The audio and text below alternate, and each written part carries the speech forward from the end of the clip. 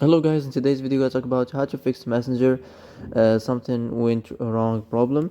So the answer is easy. Just go to the settings and then scroll down to the apps section, then go to the search and search Messenger, then go to the storage and here you will find this clear cache option. Click on it.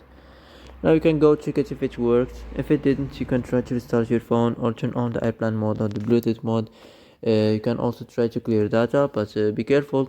If you clear data, all the Messenger's data will be deleted. This includes all files, the settings, the accounts, the databases, etc. So be careful if you want to clear your data.